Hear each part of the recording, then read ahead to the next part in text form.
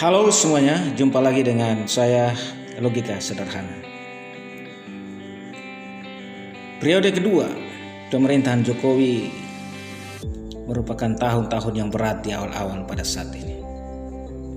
Tapi satu hal yang perlu kita apresiasi adalah salut untuk Jokowi yang bisa melewati semua tantangan dan rintangan dengan begitu lugas, dengan begitu kokoh, dengan begitu kuat. Kalau kita melihat sejak dari awal kampanye sampai pada saat sekarang ini, memang Jokowi sudah dihantam dengan berbagai serangan-serangan, mulai dari serangan lawan politik, serangan dari pihak lawan politik maupun dari serangan-serangan lain pernah dialami oleh Jokowi.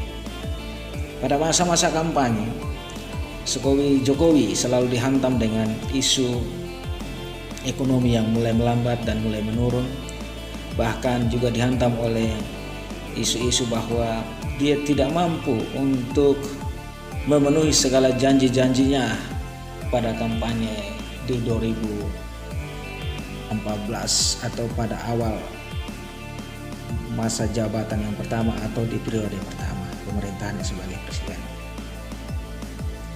Jokowi juga sudah dianggap tidak mampu lagi untuk memimpin bangsa yang besar ini, karena dia disebut sebagai presiden yang pelongo-pelongo saja oleh beberapa lawan politiknya. Namun dalam semuanya itu Jokowi tetap maju, bahkan sampai memenangkan pemilu 2019 dengan jumlah suara yang hampir 2 kali lipat dari tahun 2014. Ini terlihat betapa pengaruh Jokowi masih sangat kuat di Indonesia. Setelah pemilu selesai dan setelah pengumuman selesai, Jokowi tetap lagi dihantam dengan isu kecurangan pemilu sampai masuk ke MK kasusnya. Namun lagi-lagi Jokowi melalui para aparat hukum atau melalui kuasa hukumnya yang dipimpin oleh Yusril Islam Mahendra mampu untuk membuktikan bahwa semua tuduhan-tuduhan tentang kecurangan itu tidak benar adanya. Dan akhirnya Jokowi dilantik menjadi presiden untuk periode yang kedua kali, mengalahkan Prabowo. Namun pada saat ini, ketika Jokowi sedang menjalankan pemerintahannya dengan suatu program yang besar, dan salah satu program terbesarnya adalah memindahkan ibu kota ke Kalimantan, muncul salah satu wabah yang menyerang dunia yang dimulai dari Cina lalu akhirnya masuk ke Indonesia. Dan wabah itu adalah wabah corona yang pada saat ini sudah menyerang Indonesia dan sudah ada di berbagai provinsi di Indonesia, namun yang terbesar adalah masih di daerah Jawa. Ini merupakan tantangan tersendiri bagi Jokowi untuk bagaimana mengambil kebijakan, bagaimana mengambil keputusan untuk bisa menyelesaikan situasi ini, atau setidak-tidaknya bisa mengembangkan suatu ilmu pengetahuan di bidang kesehatan untuk mampu menangkal virus ini. Bahkan melalui Menteri Kesehatannya, Jokowi sudah menundurkan dana yang cukup besar untuk menangani corona. Namun tantangan Jokowi tidak berhenti sampai di situ saja. Ketika dia sedang menghadapi virus corona ini, dia dilanda dengan berita duka dari keluarga, yaitu dari keluarga sendiri, yaitu ibunda tercinta yang meninggal di Jogja karena memang menderita penyakit kanker yang sudah diidapnya selama 4 tahun. So, tantangan demi tantangan dialami oleh Jokowi. Namun dia tetap optimis, namun dia tetap terus melangkah maju ke depan.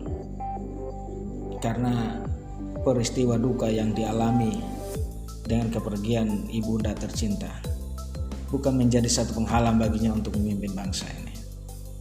Dan bangsa ini sedang menantikan keputusan-keputusan Jokowi untuk bagaimana keluar dari setiap persoalan, terutama pada saat ini menghadapi corona yang terus mewabah dan semakin banyak masyarakat yang terkena virus ini, sehingga perlu diambil tindakan yang lebih nyata, yang lebih tegas untuk bagaimana menghadapi situasi ini. Tapi satu hal yang pasti, bahwa kita perlu salut kepada Jokowi, bahwa beliau adalah orang yang pantang menyerah. Beliau adalah orang yang terus maju. Beliau adalah orang yang terkenal lugas, santai, tetapi mempunyai keputusan yang sangat kuat. Karena itu majulah terus Jokowi. Kami bangsa Indonesia, kami masyarakat Indonesia mendukungmu, dan kami ada di belakangmu untuk mendukung Anda melewati situasi ini. Kami berdoa kiranya Tuhan memberikan hikmat bagi Anda dalam mengambil keputusan, dan memberikan hikmat bagi semua aparat yang ada di bawah pemerintahan Anda untuk bisa dan mampu mengatasi situasi ini dengan baik. Dan kiranya Tuhan memberikan hikmat bagi para dokter-dokter untuk menemukan penangkal yang tepat untuk virus ini. Majulah Jokowiku, majulah Indonesia. Thanks.